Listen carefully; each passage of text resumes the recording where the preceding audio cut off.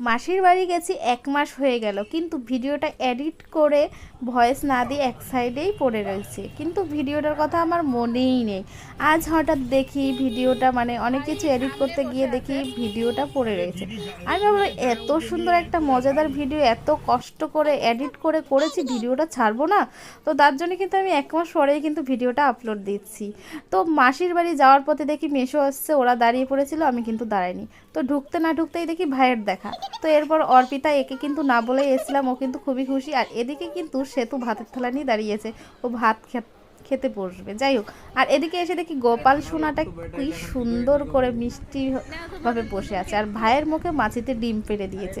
আমাদের নতুন জামাইবাবুও কিন্তু চলে এসছে, আর এই দেখো খেয়ে দিয়ে সবাই একটু রিল্যাক্স করছিলাম।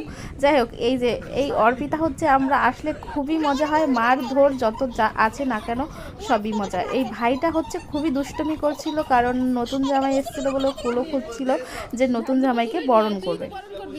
তো যাই হোক, কুলা কিন্তু খুঁজে পেয়েছিল, কিন্তু বরণ করবে কি দিয়ে সেটাই খুঁজে পাচ্ছিল না।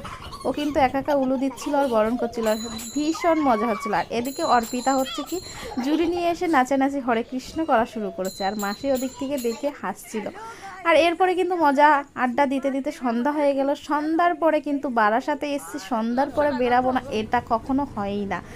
তো আমরা কিন্তু রেডি হয়ে বেরিয়ে পড়েছি, সবাই হাসাহাসি করতে করতে সময়টা যে কিভাবে কেটে যাচ্ছে বুঝতেই পারছি না।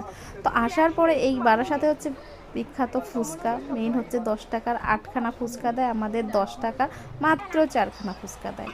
তার জন্যই কিন্তু মাসির বাড়ি এসেই আগে ফুচকা খেতে চলে আসি। যাই হোক, মন ভরে ফুচকাটা খাই। তো এরপরে প্রথমে কিন্তু আমরা দই ফুচকাটা অর্ডার করে দিয়েছিলাম। তো দই ফুচকাটা প্রথমেই কিন্তু সাজিয়ে আমাকে দিচ্ছিল, আর দেখে জাস্ট লোভনীয়, এতটা ভালো লাগছিল।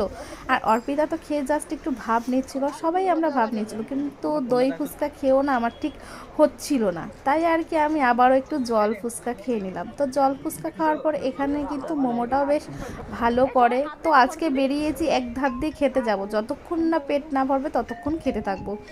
তো ভাইও একটু ভাব নিচ্ছিল, তো ভাই দেখাচ্ছিল। আর এরপরে কিন্তু সব কিছু খাওয়ার পরে এখন আর বলছি না পেট ভরা হয়ে গেছে, এখন আইসক্রিমটা তো আমাদের খেতেই হবে, কারণ গরম। আইসক্রিম খেতে খেতে বাড়ি হাঁটবো, গল্প করবো, এটাই হচ্ছে আমাদের নিয়ম।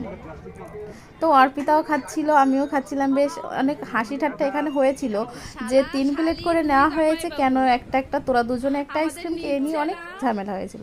তারপরে কিন্তু রাত হয়ে গেল, রাত কেটে সকাল হয়ে এলো। আর সকালে উঠে দেখি বাবা, জামাই শ্বশুর ভাই দেওর মানে সবাই মিলে তাস খেলা শুরু হয়ে গেছে। মানে তাস না, এটা একটা মজা ঠাট্টা, যাই হোক তাসের মতনই শুরু করছিল, কি একটা খেলা বলে এটাকে।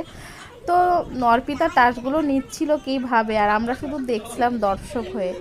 তো মাসি ওকে একটু দেখিয়ে দিচ্ছিল, দেখো তাসগুলো নেওয়ার সিস্টেমটা দেখো শুধু কীভাবে নিচ্ছিল। তো তারপরে কিন্তু টাস টাস খেলার পরে এখানে হচ্ছে আমাদের শাপলা, মানে শাপলা খেতে কিন্তু ভীষণ পছন্দ করি, তাই ওদিকে মাসিকে একটু হেল্প করে দিলাম শাপলা বেচে। আর এই দেখো এদিকে নিয়ে এসেছিলো ভাই পিৎজা বার্গার, তো খাওয়া খেয়ে হাসাহাসি হলো। ভিডিওটা কেমন হলো অবশ্যই কমেন্ট করে জানিও। টাটা।